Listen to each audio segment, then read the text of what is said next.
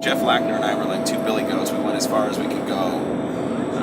So we raced up to the top and went probably 7 or 8 of those turrets deep. I was shocked at how many people were up there and how many old people were up there, like 200 years old, climbing the wall better than I could.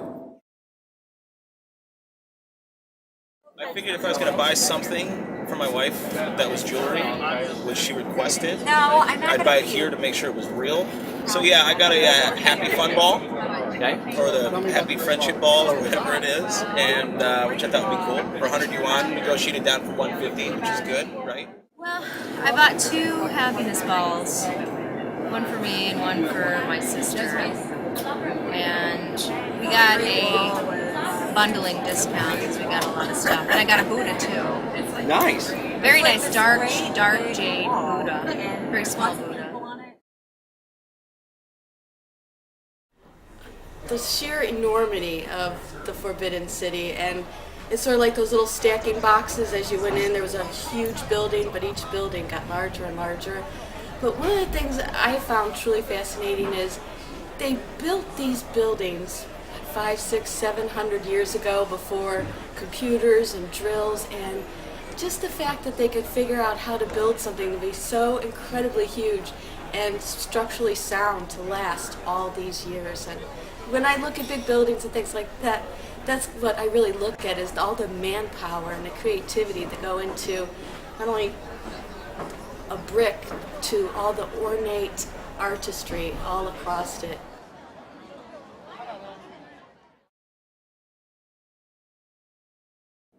Then we went up to the Big Bell.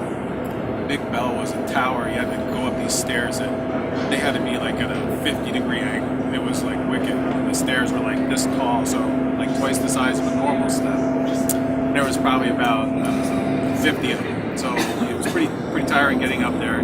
Then they had this bell that was probably, I don't know, 20 feet tall by 15-foot diameter, solid brass. And what we couldn't figure out was how they got it up there, because it was way up, probably about 100 feet up on this tower. And this was way back, at some point BC, and when they didn't have power tools and cranes and all that. But I'm sure they had pulleys and levers and figured it out.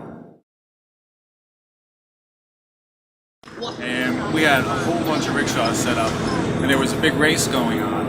And it turns out that there's motivation for the rickshaw man, which comes in the form of RMBs.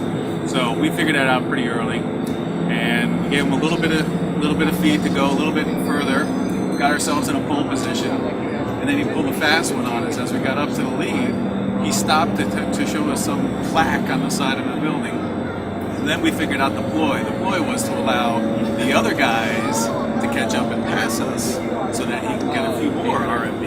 And we came in number 1, not the girls. Me and Michael A came in number 1. Shanghai, there are buildings that were not here last year, a lot of them, very big buildings. It changes that quickly. So when Paul and I were on the cruise, we were, he'd turn and say to me, "That wasn't there last year, was it?" "No, neither was the one next to it." So the rate at which this city is developing is phenomenal. Really, really phenomenal. I know that the economic meltdown has hit across China, but Shanghai, you're not seeing it very directly at all. Never having gone to China, and then you having seen pictures or seen stuff on television, you see that kind of those kind of environments, the designs of the buildings, and the kind of, they had the dragon art there and kind of thing, all the sculpture and everything was very impressive. It seems like the dragon has always been kind of a significant piece of their lives. It almost seems like a symbol of power. Well, it was actually a pretty cool experience.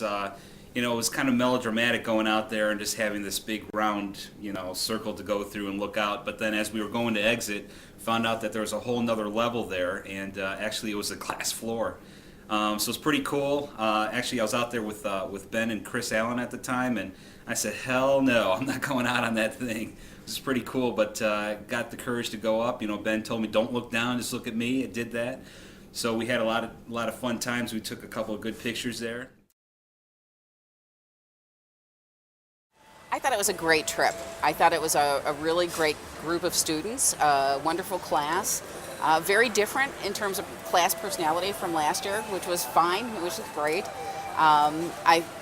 I thought the trip met and exceeded my expectations, and I had been on this trip last year.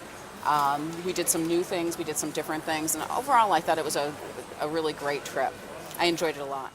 I was expecting more, more of a communist state, more of a third world feel to it, but it's very modern, very energetic, a lot of things going on. You walk down the street and there's shops everywhere, very capitalistic, far more vibrant, far more energetic than I would have ever expected.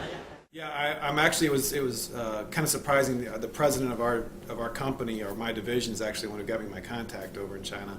And when I sent a thank you the other day, he actually came back and said he wants to set up a conference or a teleconference call with me to go over what I learned in China and what I thought of our business there. So I've got that actually set up for next week. So I am hopefully going to bring back a perspective where he's right now working with our Chinese counterparts over there, and they're giving him their take on what's going on in the business. But me being able there to sit with the VP over there, and then I also sat with the analytics director, and then also went to lunch with the sales rep over there.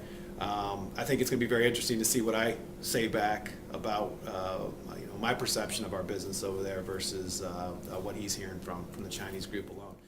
But I did go see the hospitals, and I talked to some nursing leaders in China. And some of the issues that they're dealing with in China are some of the same issues we're dealing with in America healthcare, especially nursing satisfaction. So actually we're going to do some collaborative work on nursing satisfaction, maybe do a study and actually publish it, believe it or not, with my counterpart in China. So we have a plan. I don't know if it'll come to fruition, but it's pretty exciting. I guess another thing I learned was a little more in depth on relationships. It seems simple enough, but I think there's a little there's an Eastern philosophy that doesn't quite fit in with what we mean by a relationship. And the gentleman at the embassy put it, he said the literal translation is covenant. And if you think of the word covenant, that's totally different than what we think of as a business relationship. It's a deep promise, it's a deep understanding between two people.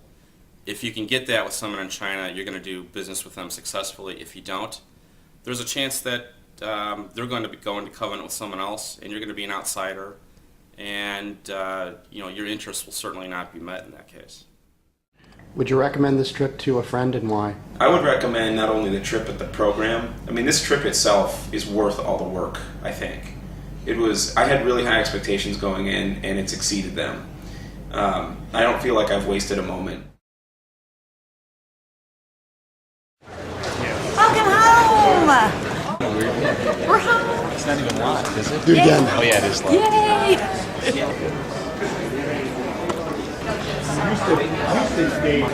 We're home.